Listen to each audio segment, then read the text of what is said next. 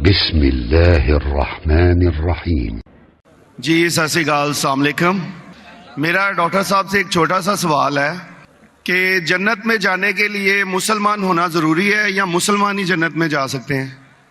بھائی صاحب کا سوال ہے کہ جنت میں جانے کے لیے مسلمان ہونا ضروری ہے؟ صرف مسلمان جنت میں جائیں گے؟ صرف اپنے آپ کو مسلمان بولنا جنت میں جانے کے لیے کافی نہیں ہے۔ جس طریقے سے میں نے میرے تقریر میں کہا جنت میں جانے کے لیے 4 چیز کی ضرورت ہے۔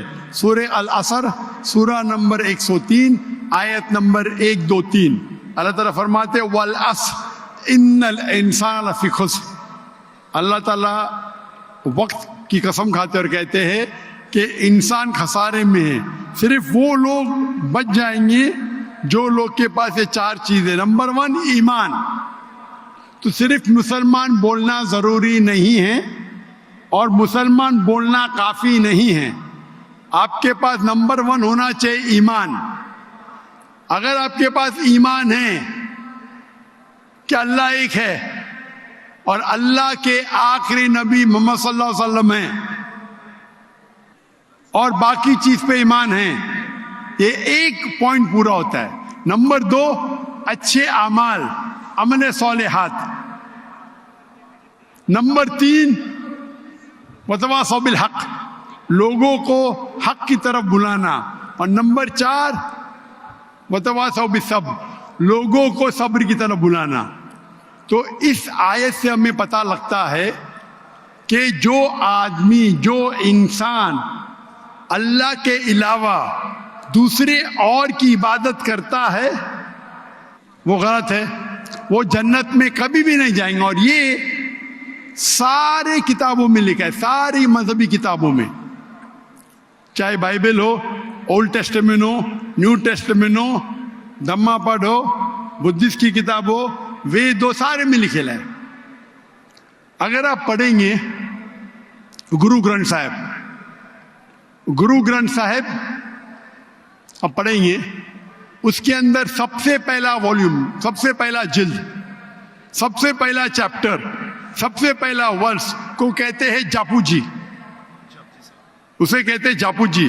اس میں لکھا ہے کہ خدا ایک ہے، نہ اس خدا کی شروعات ہے نہ انت ہے۔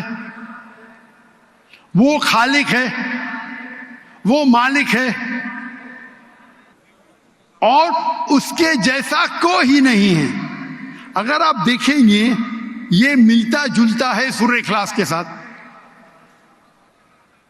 آپ اگر سکھ کی کتاب پڑھیں گے اس میں لکھا ہے 2 قسم، اومکارا، ایک اومکارا،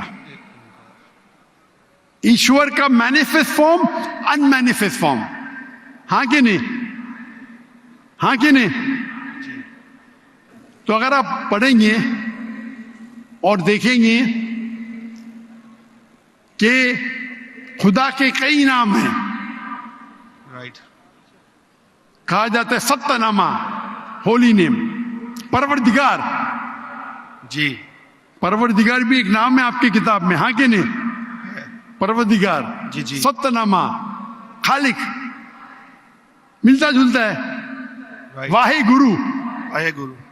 لیکن اگر آپ عمل کریں گے، اگر آپ شرک نہیں کریں گے، اللہ کے علاوہ کسی اور کی عبادت نہیں کریں گے، اگر آپ کے کتاب میں اکثر یہ بات ہوتا ہے کہ جو اپنی مذہبی کتاب میں لکھا ہے اکثر لوگ اس پہ عمل نہیں کرتے، اور یہ بات مسلمانوں میں بھی ہے۔ مسلمانوں کی کتاب میں لکھا ہے شرک مت کرو، پھر بھی ہم دیکھیں گے کچھ مسلمان شرک کرتے۔ تو اگر قرآن میں لکھا ہے شرک مت کرو اور آپ شرک کریں گے اور کہیں گے میں مسلمان ہوں تو جنت میں نہیں جائیں گے۔ آپ سمجھ رہے بھائی صاحب؟